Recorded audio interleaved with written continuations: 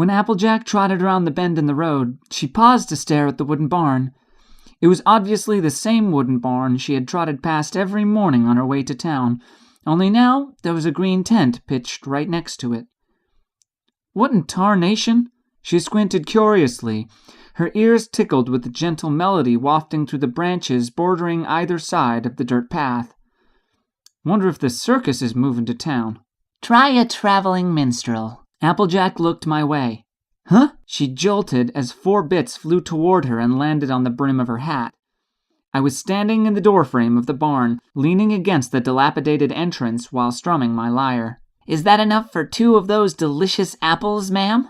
Applejack glanced at the baskets in question hanging from her side.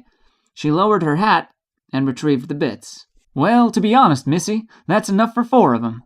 I gave her a practiced smirk, something that I was getting better and better at after so many weeks spent performing in town. All right then, 4. They look absolutely scrumptious, and it so happens that I do have some bits to spare. Is that so? Applejack spoke while picking 4 of her best fruits from the baskets and bagging them for me. I'm guessing you're a mayor on vacation? More or less. Though I must say that this town is looking brighter and brighter with each passing day. I'm thinking of staying for a little while longer. I strummed the lyre and motioned toward her. You look rather fit, if I do say so myself, ma'am. Tell me, do you work on a farm? As a matter of fact, I do. She smirked at me and held the bag of apples out on one hoof. If you're truly fixing on hanging around here, then you're bound to get to know me and my family. We've been harvesting apples for a long time, you see. A long time, huh? I gently took the bag from her in glowing telekinesis and laid it beside the tent next to the barn. Then perhaps you could answer something for me. This barn looks abandoned, is that true? Well, pretty much, yeah. Does that go for the land as well? As far as I know. I smiled knowingly. So I'm guessing that this structure's standing here for no reason, basically? What are you getting at? Applejack glanced at me sideways. Thinking of doing some demolition? Well, it depends. I strummed on the lyre and kicked my rear hoof playfully against the wooden side of the building. Would you happen to have any experience in the matter? Sorry, missy, you're kind of asking the wrong pony. Oh. I'd love to give you some advice, but truth is, I'm not as about barn tearing as I am about barn raising. She fanned herself in the morning sunlight before planting the hat back atop that blonde mane. As a matter of fact, I watched my pa build many a thing in his day, may he rest in peace. Her nostrils flared and she murmured. He could build log cabins in his sleep if he wanted to. I raised an eyebrow. Log cabins? Lickety-split. They used to call him the house planter round these parts. But yeah. She trotted back to the dirt road. I'd better get off to the market. Still, though, if you want to see about tearing barns down, you'd best be asking ponies around town. Ponies like who? When Applejack trotted around the bend in the road, she froze upon hearing a roaring voice.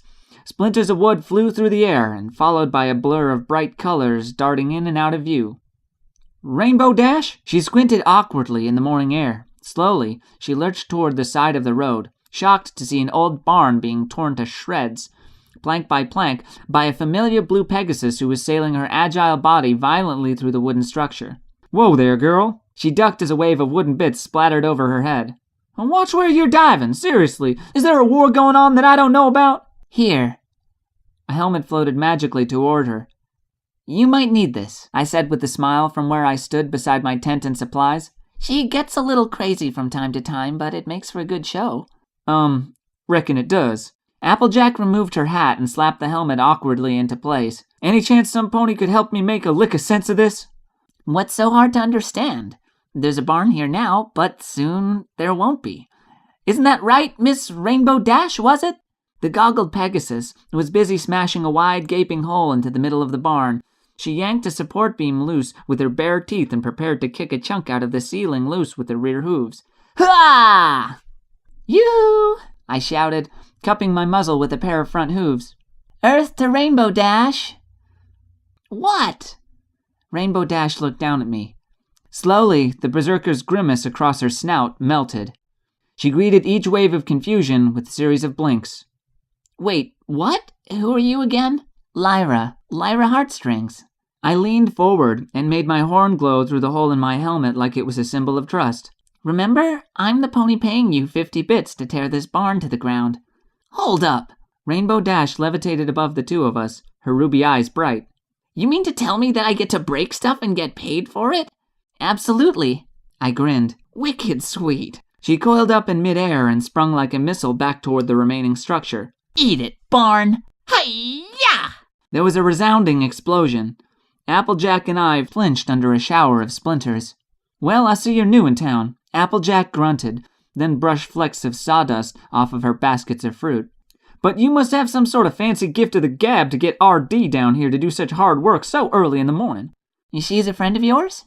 A loyal one at that, though she can be a loyal pain at times. Applejack managed to smirk, and the volume in her voice playfully picked up some. Like when she accidentally delivers a rain cloud to the wrong end of the apple orchards? Hey! A spectral bolt of lightning shouted overhead before exploding once more into the barn. I heard that! You own a farm?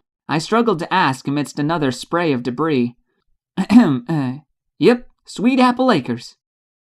Now there's a marketable name. Well, when it matters. But why? You fixin' to get into the fruit selling business? 'Cause that job's kinda filled enough as it is around town. It's not that, I said, glancing at Rainbow Dash's chaotic job. More and more sunlight covered the patches of dirt alongside the road as the barn was slowly disassembled before our eyes. I was hoping to find a pony who's had some experience with the land around here. I've been needing to ask for some advice, you see. Really? Like what kind of advice? You see, I shifted a bit where I stood and smiled gently. My stay here in town is a bit like a vacation, more or less. But I think I'm going to be here a lot longer than I originally anticipated. I mean, why not? It's beautiful here. I'd stand by that, Applejack said with a smile. You wouldn't happen to know any pony who's good at building, would you? Building what, exactly? Oh. I took a deep breath, glanced over at the line of oak trees surrounding the collapsing barn, and murmured, Log cabins. Applejack instantly brightened. Well, shucks.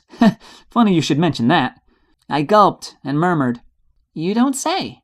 I happen to know a thing or two about that. She smiled. My pa could build log cabins in his sleep. Taught me everything he knew. May he rest in peace. My condolences. Much obliged. Well, I adjusted the sleeves of my hoodie and turned to face her. If you don't mind my asking, what's a good way to start? Well, you start with a good sturdy axe, is what you start with. I blinked. For some absurd reason, I hadn't expected that. Oh? Applejack squinted slyly at me. Unless you're just rich enough to buy all the lumber. She pointed straight at the woods. Seems like you got plenty there to work with. That's just about how every pony round these parts first got themselves started. Yes.